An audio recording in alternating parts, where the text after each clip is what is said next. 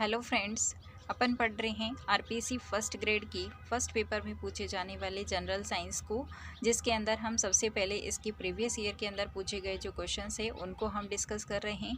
जिसके अंदर हमने 2010, 2011, 2012 और 2015, 2018 के जो ग्रुप ए और बी ग्रुप के अंदर पूछे गए क्वेश्चंस जो थे उनको हमने डिस्कस कर लिया है। आज अपन देखेंगे ग्रुप सी के अंदर पूछे गए क्वेश्चंस को। तो चलिए फ्रेंड्स, शुरू करते हैं अपनी आज की क्लास। आरपीएससी फर्स्ट ग्रेड 2018 का फर्स्ट पेपर जनरल साइंस, ठीक है। इसके अंदर ग्रुप सी यानी कि 9 जनवरी 2020 को जो पेपर हुआ था उसकी ये क्वेश्चंस हैं, ठीक है फ्रेंड्स। फर्स्ट क्वेश्चन है, बायोगैस एवं संपीड़ित प्राकृतिक गैस यानी कि सीएनजी का प्रमुख घटक है। Option A methane, option B propane, option C butane, isobutane, ठीक है। तो इसमें से हमको पता है कि जो बायोगैस और जो संपीड़ित प्राकृतिक गैस होता है उसका मुख्य घटक होता है मीथेन, इसलिए आंसर हो जाएगा मीथेन, ठीक है। और ये जो ब्यूटेन वगैरह होते हैं, प्रोपेन वगैरह होते हैं, ये लिक्विड पेट्रोलियम गैस के होते हैं, ठीक है। तो यहाँ पे आंसर हो जाएगा मीथेन।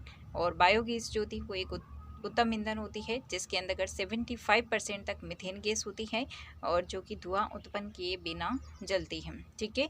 और सीएनजी, कभी इसका फुल फॉर्म भी पूछा जाता है कभी कभी, तो आपको ध्यान में रखना है संपीड़ित प्राकृतिक गैस यानी कि कंप्रेस्ड नेचुरल गैस इसका फुल फॉर्म होता है और मुख्य घटक मीथेन होता है। सेकंड क्वेश्चन है कि 100 वोल्ट का एक बल्ब 6 घंटे प्रतिदिन काम में लिया जाता है। बल्ब के द्वारा एक दिन में व्यतीत ऊर्जा किलोवाट घंटा के अंदर कितनी है।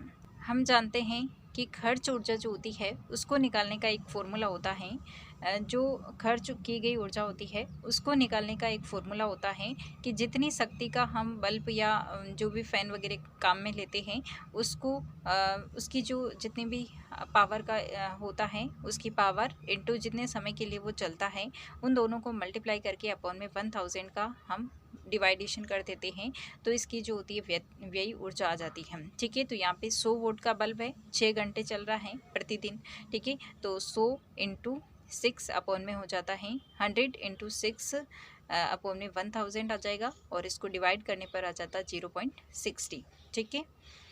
नेक्स्ट क्वेश्चन है, निम्नलिखित में से कौन सा प्रतिवर्त चाप के अवयवों का सही क्रम है। तो ये ऑप्शंस दिए गए हैं। पहला ऑप्शन है मांसपेशी, प्रेरक न्यूरॉन, अभिग्राही और संवेदी न्यूरॉन और मेरुरज्जु, ठीक है। तो इनके अंदर डिवाइडेशन बताया हुआ है, फर्स्ट ऑप्शन है ये वाला, ठीक है। तो इस प्रकार से ये अलग अलग ऑप्शन में इनको इधर उधर चेंज किया हुआ है। तो आपको ध्यान में रखना है कि यहाँ पे सबसे पहले जो होती है प्रतिवर्त चाप कैसे शुरू होता है कि सबसे पहले जैसे ही जैसे हमारे पैर में कांटा चुभता है, ठीक है। तो कांटा चुभने से तुरंत हमको पता चलता है कि हमारे पैर को हटाना है, ठीक है। वो कैसे पता चला हमको, तो सबसे पहले अभिग्राही यानी कि जैसे ही हमको कांटा चुभा यानी कि अभिग्राही जो है वो हमको मिला। उसके बाद में जैसे ही वहाँ पे संवेदी न्यूरॉन जो थे उन्होंने तुरंत जो होते हैं मस्तिष्क तक संदेश पहुँचाए कि कांटा चुभा है, तो वापस वहाँ से जो होती है संदेश आते हैं कि इसको पैर को हटा लिया जाए, ठीक है। यानी कि यहाँ पे जो होती है सबसे पहले अभिग्राही होता है और उसके बाद में वहाँ से संवेदी न्यूरॉन जो होती है वो एक्टिव होते हैं और वहाँ से मेरुरज्जु तक सूचनाएं पहुँचाई जाती है और फिर वापस वो प्रेरक न्यूरॉन जो होती है वहाँ तक पहुँचाई जाती है और लास्ट में जो होती है वो वापस मांसपेशियों तक पहुँच जाती है। तो इस प्रकार से जो होती है इसका प्रतिवर्त चाप कार्य करता है। नेक्स्ट क्वेश्चन है, मैग्नीशियम सल्फाइड में मैग्नीशियम सल्फर के भार का अनुपात कितना है।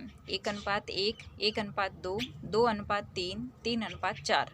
तो यहाँ पे आंसर होगा 3:4। कैसे आया, मैग्नीशियम सल्फाइड यानी कि MgS, ठीक है। और इसमें मैग्नीशियम जो होती है उसका भार होता है 24 और सल्फ़र जो है उसका भार होता है 32, ठीक है। सल्फ़र का भार होता है 32 पॉइंट ये होता है, लेकिन सिंपली इसको हमको 24 इसको 32 लेकर के हम इसको जब काटते हैं तो ये आंसर आ जाता है 3.4, ठीक है। पॉइंट वाली संख्या को छोड़ दिया जाता है सामान्यतः जब हम इसको परमाणु भार का अनुपात वगैरह निकालते हैं तब, ठीक है। तो यहाँ पे आ जाएगा आंसर 3:4 आ जाता है, ठीक है। नेक्स्ट क्वेश्चन है, है कि कौन सा कार्बन का एक अपर रूप नहीं है। ऑप्शन ए हीरा, option B graphite, option C benzene, option D fullerene. तो यहाँ पे आंसर हो जाएगा बेंजीन, क्योंकि कार्बन के 3 अपर रूप होते हैं, हीरा, ग्रेफाइट और फुलरीन। तो यहाँ पे हीरा भी है, ग्रेफाइट भी है, फुलरीन भी है, लेकिन ये बेंजीन नहीं है। बेंजीन तो एक हेक्सागोनल संरचना होती है, ठीक है, जिसमें कार्बन और हाइड्रोजन होते हैं, ठीक है, जिसमें कार्बन और हाइड्रोजन होते हैं। तो ये तो एक हेक्सागोनल संरचना होती है बेंजीन, बाकी ये तीनों जो होते हैं ये कार्बन के अपर रूप होते हैं, ठीक है। तो ये अपने 2018 की ग्रुप सी के अंदर पूछे गए क्वेश्चंस कंप्लीट होते हैं फ्रेंड्स। मिलते हैं नेक्स्ट क्लास के अंदर, तब तक के लिए thanks for watching this video. जय हिंद, वंदे मातरम।